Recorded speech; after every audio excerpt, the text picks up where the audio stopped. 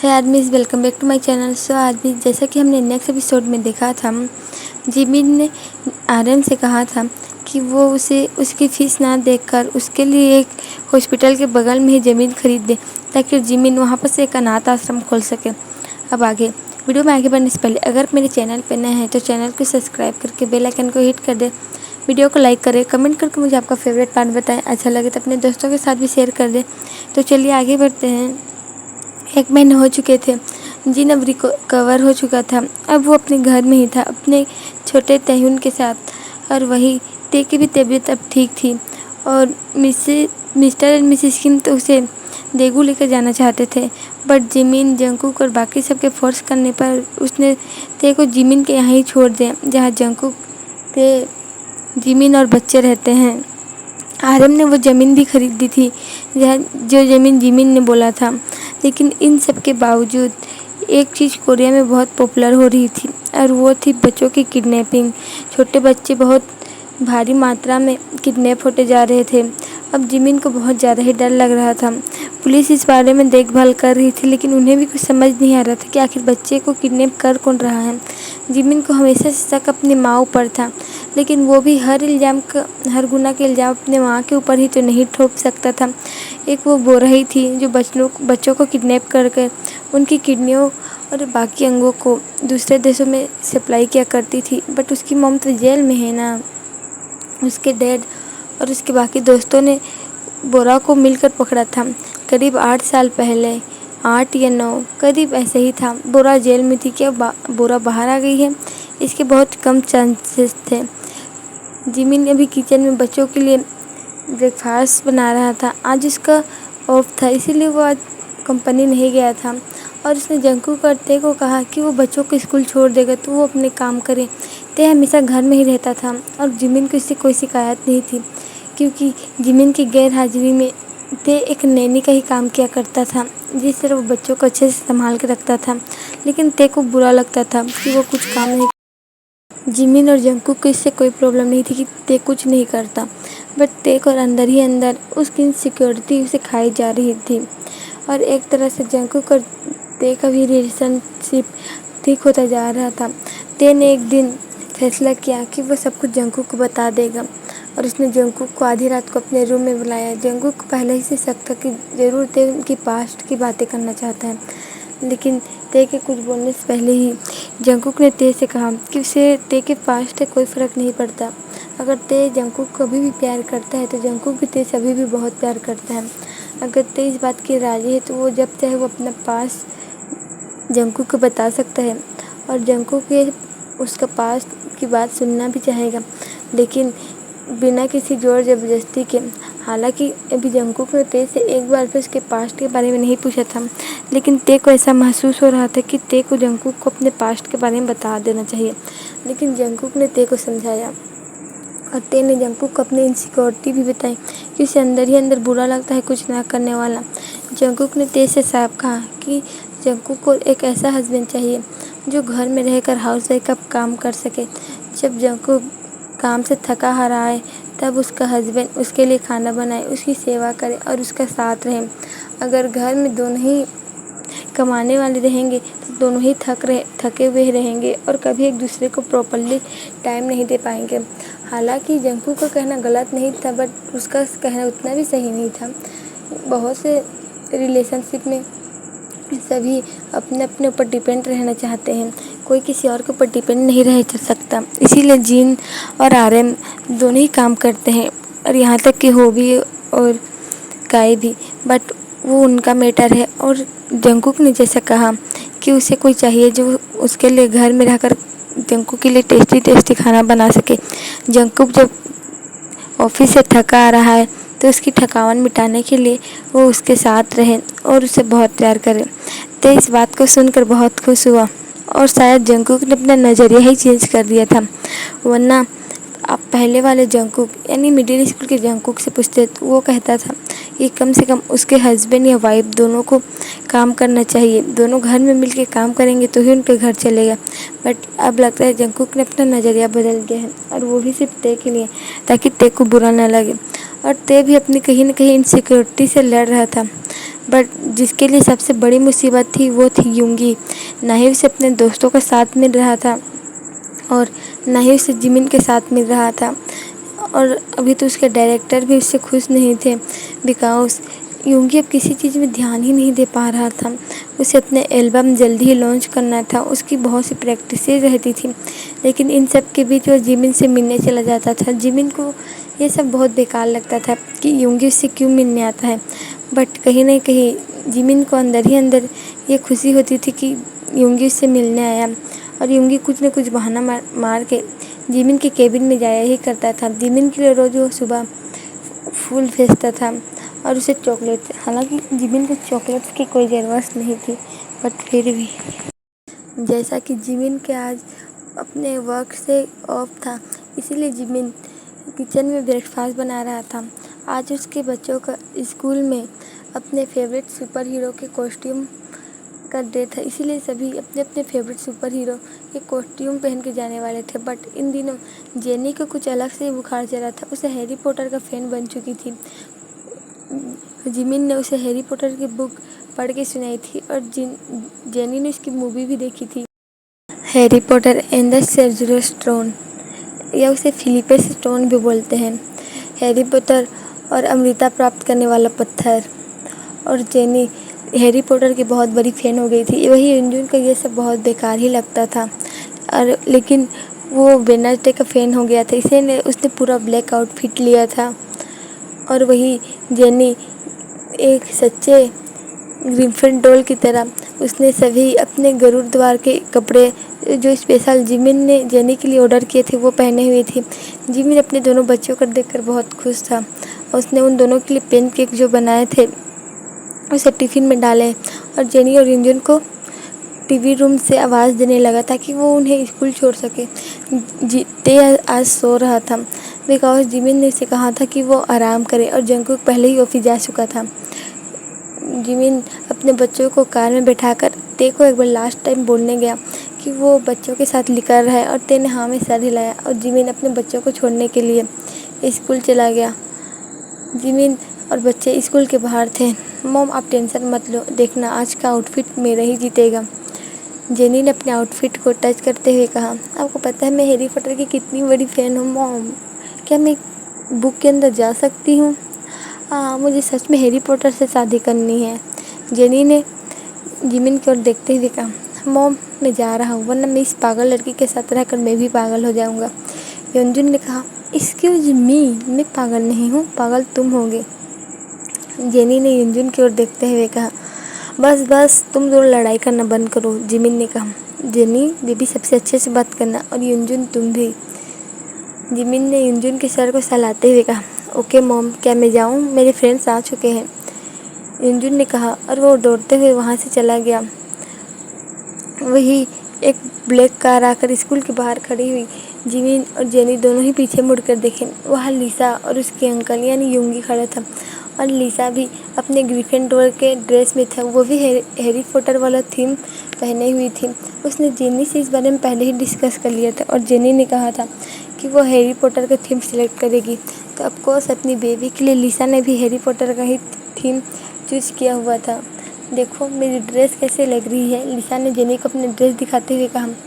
ये तो ठीक है, बट मैंने कहा था कि मैं हैरी पॉटर वाला ड्रेस पहनूंगी, जेनी ने लिसा के ड्रेस को देखते हुए कहा। और ऊपर से तुमने ग्रिफिंडोर का पहना है, जेनी ने कहा।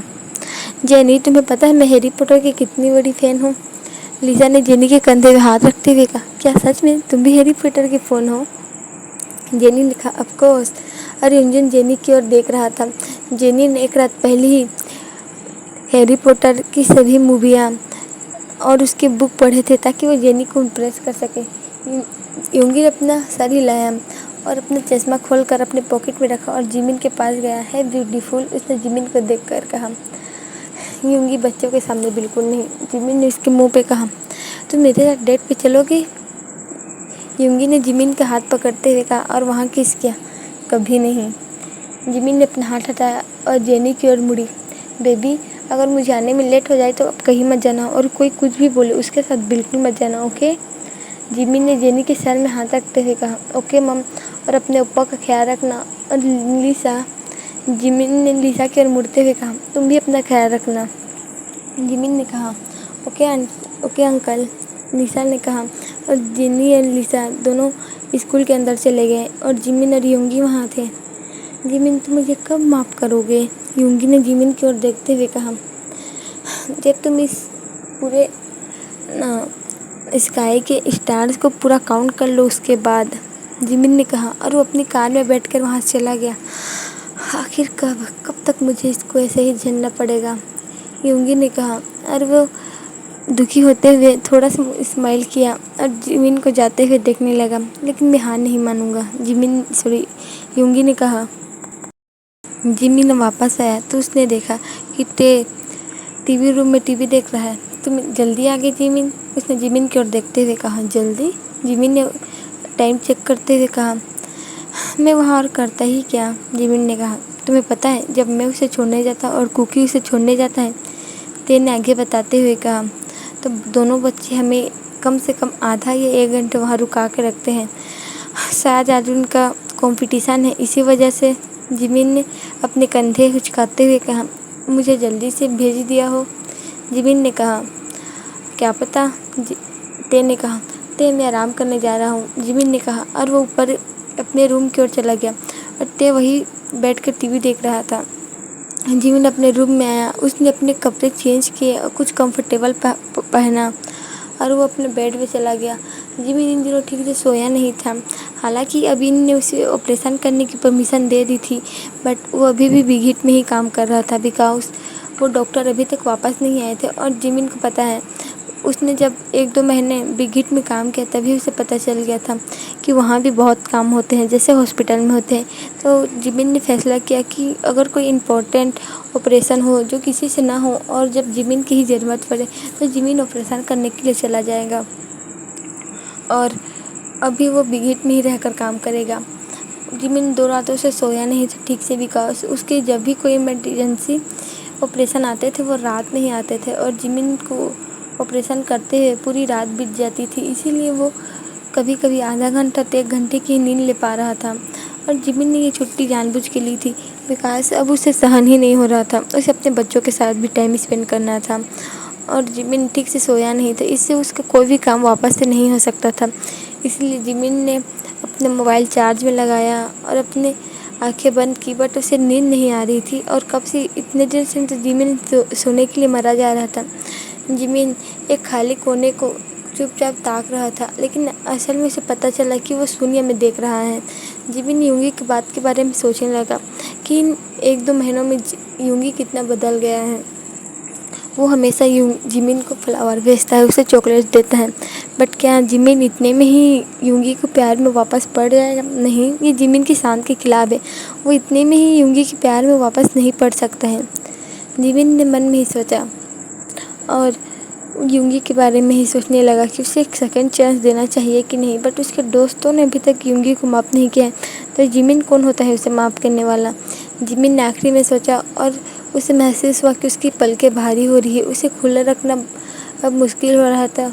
जिमिन ने उसे अपनी आंखें बंद की और अपने सपनों में खो गया, जहाँ जिमिन योंगी के साथ खुशी खुशी एक गार्डन में बैठा हुआ था और योंगी ने उसे बेहक किया हुआ था और जिमिन योंगी के लैप में बैठा हुआ था। उसके आसपास जेनी यूनजुन थे और वो दोनों खेल रहे थे और जिमिन अपने दोनों बच्चों को इस तरह खेलते हुए देखकर बहुत खुश था। मैं हमेशा से चाहता था कि हम ऐसे ही साथ में बैठे, जिमिन ने योंगी की ओर देखते हुए कहा। हाँ, मैं भी, योंगी ने कहा और उसने जिमिन के चीख को किस किया, बट जिमिन ने महसूस किया कि कोई उसे हिला रहा है और किसी चीज़ की बजने की आवाज़ आ रही है। जिमिन ने अपनी आंखें खोली और थकी हुई आंखों से उसने ते की ओर देखा। ते बहुत घबराया लग रहा था। जिमिन उठो, उसने जिमिन को उठाते हुए कहा। ते, क्या हुआ? जिमिन ने उठ बैठते हुए कहा, क्या तुम्हें कहीं दर्द हो रहा है? क्या तुम्हारे दिल में दर्द हो रहा है? जिमिन ने कहा, नहीं, तुम्हारा फ़ोन कब से बजे जा रहा है, तुम उठा क्यों नहीं रहे हो? ते ने कहा। तब जाकर जिमिन ने नोटिस किया कि रूम में उसकी मोबाइल फ़ोन की बजने की ही आवाज़ आ रही थी। जिमिन ने अपने फ़ोन की ओर देखा, उसमें प्रिंसिपल का नाम छपा हुआ था। स्कूल से फ़ोन क्यों आ रहा है? जिमिन ने कहा और जिमिन इससे पहले कि उठा पाता कॉल कट हो गया। जेनी मिल नहीं रही है, जिमिन ने कहा। सॉरी, ते ने जिमिन से कहा। क्या? जिमिन ने घबराते हुए कहा। जेनी मिल नहीं रही से तुम्हारा क्या मतलब? जिमिन ने कहा, और उसने अपना फ़ोन चार्ज से निकालकर प्रिंसिपल का नंबर डायल करने लगा। प्रिंसिपल ने 2 रिंग के बाद ही कॉल उठा लिया। हेलो मिस्टर पार्क, मैं ये क्या सुन रहा हूँ? जिमिन ने चिल्लाते हुए कहा। मेरी जेनी कहाँ है? और ये ते क्या बोल रहे हैं कि जेनी मिल नहीं रही है? जिमिन ने जोर से चिल्लाया। हम कोशिश कर रहे हैं। वो सारे बच्चों के साथ क्लास में आई थी, फिर वो वॉशरूम गई, उसके बाद वो वापस ही नहीं आई। हमने पूरा स्कूल छान मारा है, लेकिन आप टेंशन मत कीजिए, हम जेनी को जल्दी ही ढूंढ लेंगे। प्रिंसिपल ने कहा। मेरी बच्ची मुझे मिल जानी चाहिए, नहीं तो ये आपके लिए ठीक नहीं होगा, जिमिन ने कहा। और उसकी आंखों में आंसू साफ झलक रहे थे, लेकिन जिमिन खुद को कंट्रोल करने की कोशिश कर रहा था। मेरा युनजुन कहाँ है? जिमिन ने घबराते हुए कहा। वो हमारे ही पास है, बस जेनी मिसिंग है, प्रिंसिपल ने कहा। और प्रिंसिपल की आवाज़ से साफ पता चल रहा था कि प्रिंसिपल बहुत ज़्यादा ही घबराई हुई है। मैं भी स्कूल आता हूँ, जिमिन ने कहा, और उसने तुरंत फ़ोन कट कर दिया। जेनी कहाँ जाएगी? मुझे अच्छे से पता है जेनी स्कूल में ही होगी, उन्होंने अच्छे से ढूंढा नहीं होगा। मैं अच्छे से ढूंढूंगा ना तो मुझे जेनी मिल जाएगी, जिमिन ने कहा, और वो कपड़े बदलने के लिए वॉशरूम में चला गया। ते को जिमिन की इस तरह अकेले जाना ठीक नहीं लगा, इसीलिए उसने जंकुक को कॉल किया। जंकुक एक मीटिंग में था, बट वो ते के बार बार कॉल करने से डिस्ट्रैक्ट हो रहा था और उसे अब गुस्सा भी आ रहा था। उसने अपने स्टाफ से कहा 2 मिनट रुकने के लिए, और उसने ते का कॉल पिक किया और एक कोने में चला गया। ते, तुम्हें समझ नहीं आ रहा है, आखिर मैं कॉल कट कर रहा हूँ, मतलब कोई इम्पोर्टेंट चीज़ ही होगी, जंकुक ने कहा। जंकुक, इससे ज़्यादा इम्पोर्टेंट कोई चीज़ नहीं है, ते ने चिल्लाते हुए कहा। ते, तुम चिल्लाना बंद करो, तो ये तुम्हारी सेहत के लिए अच्छा नहीं है, जंकुक ने कहा। फिलहाल तुम मेरी बात सुनो, ते ने जंकुक को बोलते हुए कहा। जेनी मिसिंग है और जिमिन बहुत घबराया हुआ है, ते ने कहा। क्या मतलब कि जेनी मिसिंग है? वो स्कूल गई होगी ना, जंकुक ने कहा। हाँ, बट अभी 15 मिनट पहले मुझे उसके प्रिंसिपल का कॉल आया। वो जिमिन को कब से कॉल कर रहे थे, बट जिमिन सोया हुआ थे तो उसने कॉल पिक नहीं किया। तो उन्होंने मुझे कॉल किया और बताया कि जेनी ये आधे घंटे से मिसिंग है, बट अब 1 घंटा होने वाला है। फिर मैंने जिमिन को बताया। जिमिन बहुत ज़्यादा डरा हुआ है, और तुम्हें पता है ना, इन दिनों बच्चों की किडनैपिंग भी हो रही, तो जिमिन उससे और डर गया है। जिमिन बहुत परेशान है और इसी तरह वो स्कूल जा रहा है। क्या तुम आ सकते हो? ते ने एक ही सांस में जंकू को सारी बात बता दी। नहीं ते, तुम जिमिन को संभालो, मैं आ रहा हूँ स्कूल। मुझे अच्छे से पता है जेनी कहीं नहीं जा सकती, जेनी स्कूल में ही है, जंकुक ने भी कहा। लेकिन अंदर ही अंदर उसे भी लग रहा था, बिकॉज इन दिनों किडनैपिंग बहुत ज़्यादा ही बढ़ चुकी थे और सियोल की पुलिस कुछ कर भी नहीं रही थी। यह बोलना बहुत मूर्खतापूर्ण था, बिकॉज सियोल की पुलिस भी लगी हुई थी। उन्हें भी अच्छा नहीं लग रहा था कि किसी के बच्चे गायब हो। जंकुक ने अपने ऑफिस से निकलते हुए कहा, आज की मीटिंग यही ख़त्म होती, मुझे बहुत इंपॉर्टेंट काम है। इतना बोलकर जंकुक अपने ऑफिस से निकल गया और वो स्कूल जाने के लिए निकल गया। तभी उसे याद आया कि उसे अपने दोस्तों को भी बता देना चाहिए, इसीलिए उसने काई आरएम को कॉल किया और उसे सभी मैटर बता दिया। और फिर काई और आर्यन ने होवी और जिन को भी बता लिया। लेकिन आर्यन ने जिन को मना किया कि वो बच्चे के साथ अभी घर में रहे, क्योंकि जिन अभी पूरी तरह से ठीक नहीं हुआ था। लेकिन जिन मान नहीं रहा था। आखिर में आर्यन ने उसके ऊपर जोर से चिल्लाया और उसे बताया कि अभी उसके लिए वो कितना इम्पोर्टेंट है। आखिर में जिन समझ गया, बट वो थोड़ा गुस्से में था कि आर्यन ने उसके ऊपर गुस्सा किया। लेकिन आर्यन के पास अभी इसका टाइम नहीं था। वो काई और होबी जल्दी से स्कूल पहुंचे। वहां जिमिन और जंकुक पहुंच चुके थे। जिमिन का रो रो के बुरा हाल था। युनजुन उसके बगल में था और उसके भी आंखों में आंसू थे। अपने मॉम को इस तरह रोते हुए देखकर ते जिमिन को समझाने की कोशिश कर रहा था और जंकुक प्रिंसिपल के ऊपर गुस्सा कर रहा था। काई, आर्यन और होबी वहां पहुंचे और होबी जिमिन के पास पहुंच गया उसे शांत कराने के लिए। और वही आर्यन और काई जंकुक के पास पहुंचे, जहाँ जंकुक प्रिंसिपल के ऊपर चिल्ला रहा था। ये सब आपकी गैर मौजूदगी में हुआ। आपको पता है कि बच्चे किडनैप हो रहे हैं, लेकिन आपको अपनी सिक्योरिटी नहीं बढ़ानी।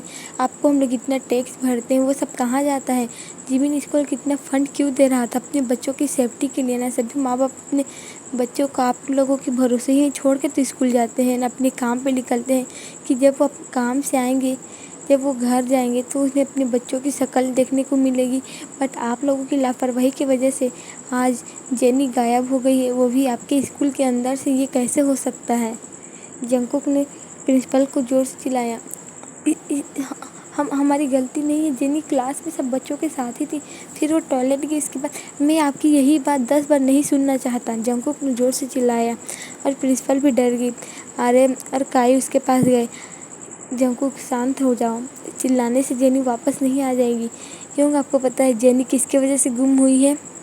आर्यन ने सॉरी जंगकुक ने आर्यन की ओर देखते हुए कहा, इन सब की वजह से, इन सब की लापरवाही की वजह से जेनी गायब हुई है। जब इन्हें पता है कि बच्चे किडनैप हो रहे हैं तो स्कूल की सिक्योरिटी बढ़ाना इनका काम नहीं है। बताइए, अब बताइए मेरी जेनी कहाँ होगी? वो कितनी छोटी है आपको पता है? हमने सब CCTV कैमरा चेक किया, हर जगह चेक किया, स्कूल के बाहर भी चेक किया, लेकिन कहीं कहीं जेनी के नामो निशान नहीं है। जैसे जेनी अचानक से ही कहीं गायब हो गई हो, जंगकुक ने बताया। और अब आर्यन और काई भी बहुत ज़्यादा ही टेंशन में थे। क्या तुमने सभी CCTV कैमरे चेक किए? आर्यन ने कहा।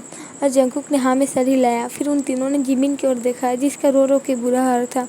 और वही यूनजुन भी अपनी मॉम को रोते हुए देखकर बहुत ज़्यादा ही रो रहा था। लिसा उसके बगल में खड़ी थी और उसके भी आंखों में आंसू थे। और बेचारा सुबिन वहाँ कुछ ना समझ पाते हुए भी वहाँ था।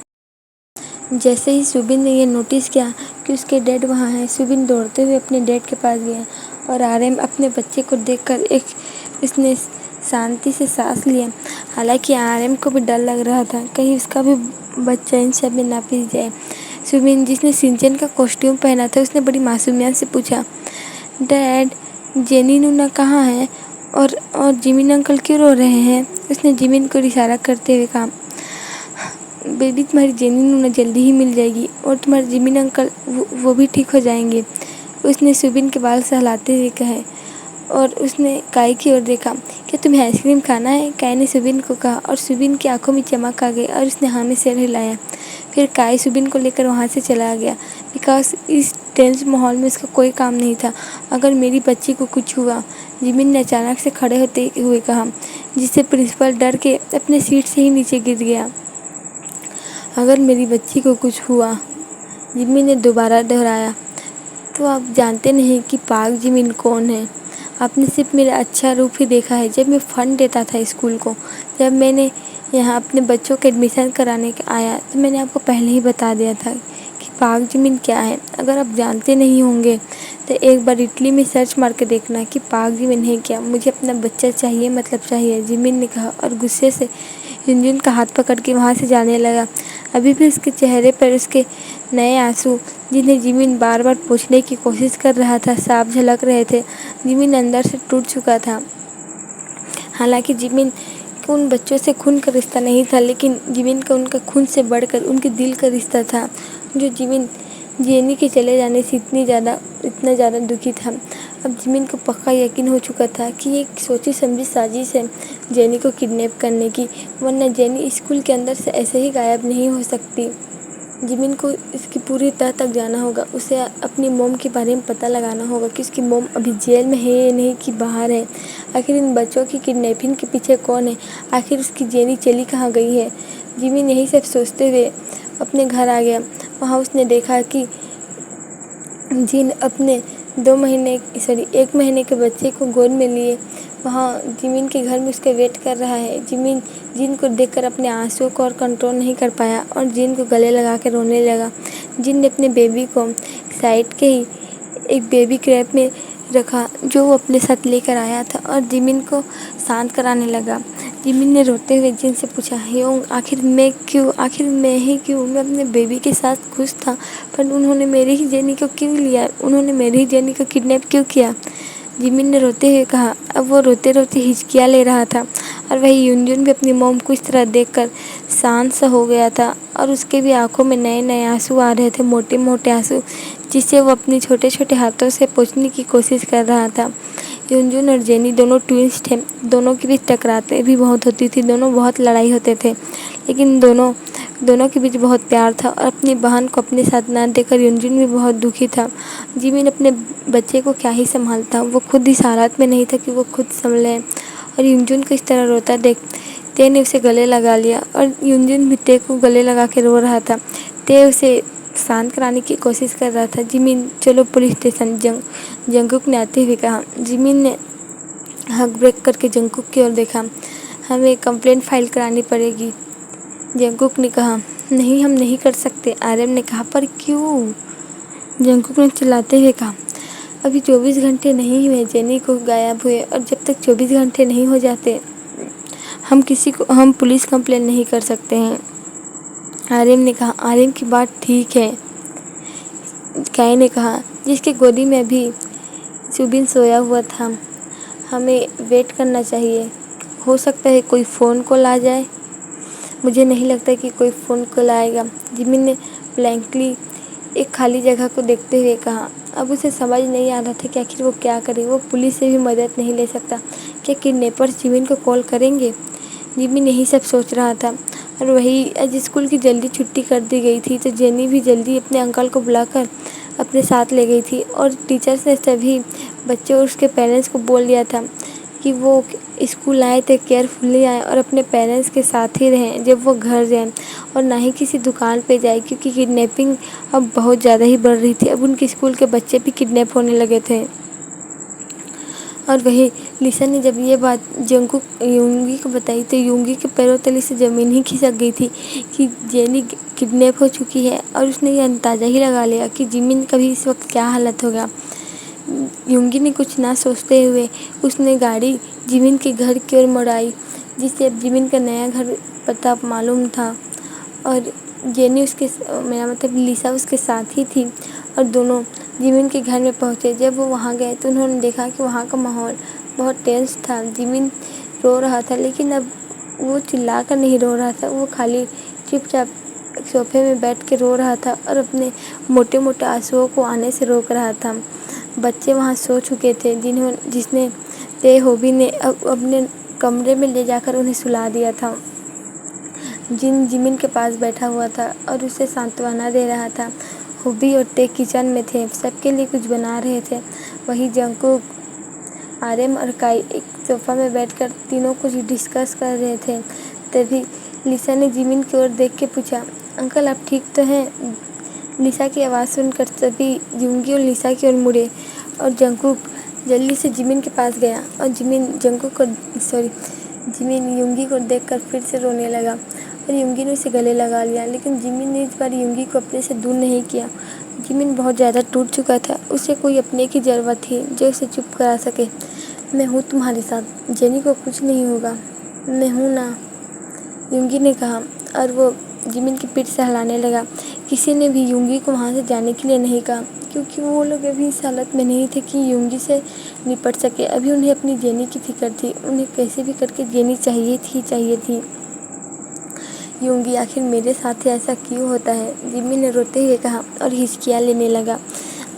आखिर मैं क्यों? जिमिन ने कहा। अब वो जोर जोर से रो रहा था, और जिमिन को इस तरह रोते देख यूंगी को भी अच्छा नहीं लग रहा था। कुछ नहीं होगा, जेनी हमें मिल जाएगी, तुम टेंशन मत लो, यूंगी ने कहा। लेकिन फिर उसे महसूस हुआ कि जिमिन रो नहीं रहा है और ना ही वो हिचकियाँ ले रहा है। यूंगी ने अपने गोद में देखा, जिमिन वहाँ बेहोश हो चुका था। जिमिन, जिमिन, जिमिन, यूंगी ने उसे हिलाते हुए कहा। यूंगी की आवाज़ सुनकर सभी जिमिन की ओर आए। मुझे लगता है ये बेहोश हो चुका है, ये पिछले 2 घंटे से रो ही जा रहा है, होबी ने कहा। हम इसे बेडरूम में लेकर जाना चाहिए, मैं लेकर जाता हूँ, यूंगी ने कहा, और उसने जिमिन को अपने गोद में उठा लिया। और ते यूंगी को जिमिन का रूम दिखाने के लिए उसके रूम की ओर ले जाने लगा, और यूंगी भी जिमिन को अपने गोद में उठाकर जिमिन के रूम की ओर जा रहा था। और रूम में जाते हुए बस वो जेनी के बारे में ही सोच रहा था कि जहाँ जेनी हो वहाँ वो ठीक हो बस, और सेफ हो, उसे कुछ हुआ ना हो, वरना पता नहीं जिमिन क्या करेगा। क्या वो जेनी की भी ना रह पाएगा? वही जेनी, उसने अपनी आंखें खोली और देखा वो किसी के घर में है। वहाँ टीवी चल रहा है और टीवी में हैरी पॉटर वाली फिल्म चल रही है। जेनी ने सोचा कि उसके साथ क्या हो रहा है। उसने लास्ट टाइम याद किया कि वो वॉशरूम गई थी। फिर उसे किसी लेडीज़ की किचन से आवाज़ आई, और जेनी खड़े होकर उस लेडीज़ की ओर गया और उसने पूछा, आप कौन हो? ओह, तुम उठ गई, उस लेडीज़ ने जेनी की ओर देखते हुए कहा। क्या तुम मुझे नहीं जानती? उस लेडीज़ ने कहा, नहीं, ये बहुत बुरी बात है कि तुम अपनी ग्रैंड मॉम को नहीं जानती हो। उसने जेनी के बाल ठीक करते हुए कहा। जेनी ने उसका हाथ हटाया। मेरी ग्रैंड मॉम? हाँ, मैं तुम्हारी ग्रैंड मॉम हूँ, तुम्हारे डैड की मॉम, बोरा।